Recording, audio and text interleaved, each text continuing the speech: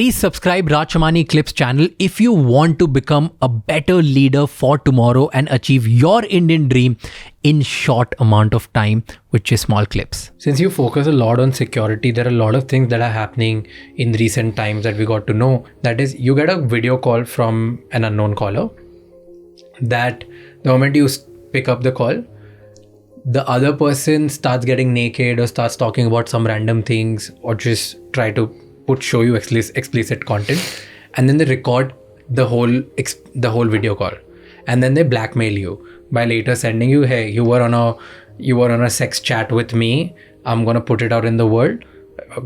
They try to extort money or they try to do certain things.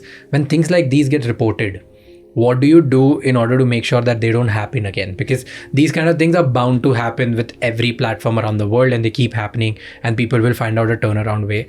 But how do I make my WhatsApp experience safer?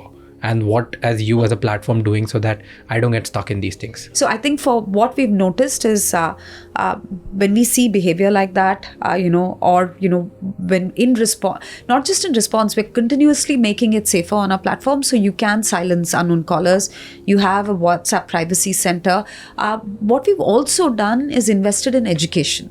So if you saw some of the privacy campaigns that we're running, talk about how it's not enough to have the tools. It's also important that people know that those tools exist, right?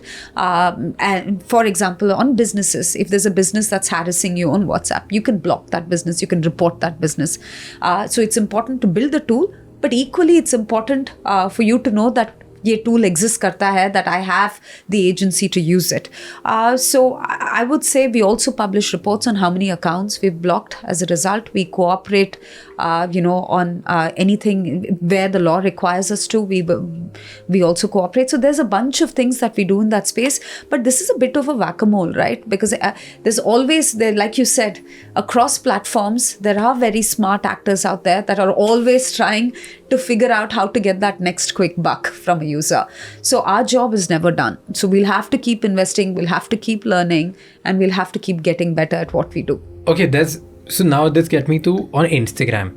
Because so you said you can report a business, you can report people, anyone who's trying to do it, and if there are multiple reports against that one account, you get it, there must be some threshold that you block the person, right? And you revoke their access. Is that what happens? There's a policy where we do take down accounts, yes. Okay. Or we block accounts. So is there a number that, okay, if I'm a unknown WhatsApp we caller, have community guidelines and we share that very widely in terms of what's allowed on our platform, what's not. So that's widely published. So I would recommend pretty much every business or every user to acquaint themselves with what's allowed and what's not allowed on the platform, because we then don't break it down to you later and say is wajah se you've been blocked. But so prevention is the best form of response to that. The other thing that I would say is that we've also been using a lot of AI to take down harmful content on our platforms, to take down misinformation. 85% of content that we classify as harmful or violating, we take down even before a human eye can see them. So we've invested like $16 billion on this since 2016.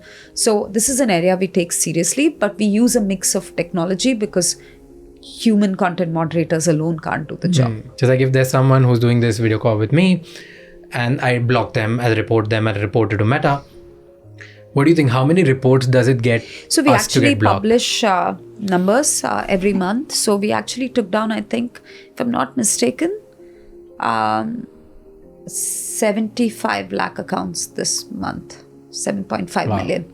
So right? I'm talking you took them down, but how many reports or like how many? We break down the numbers there where we do block. So, where we've investigated and we block them. So that number is there and it's published. We also reported for Facebook and Instagram where we share how many pieces of content were taken down. It's all in the public domain and we publish every month. This is just for India. Okay. And let's say the creator question now. There are a lot of people who are impersonating me on Instagram and a lot of other creators, and they try to sell random things on our name because they're like, hey, I'm from Raj Shamani's close community, I'll give you some stock market tip, come invest with me. All that is happening. It's like very common. Okay.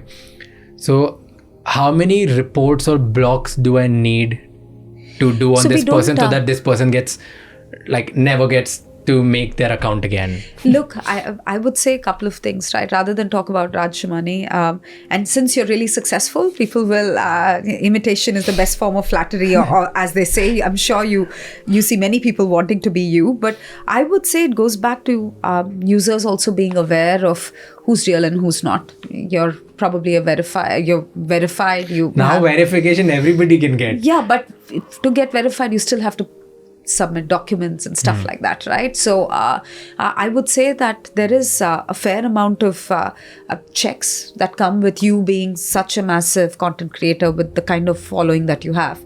And so I would say some of this also is users being much more aware, and that's where we've played. We're also investing our resources. So some of the things that we're doing is around Instagram. With Karishma Kapoor, I think last month or the month before, we talked about keeping kids safe on the platform. How can parents think about parental consent and controls and things like that.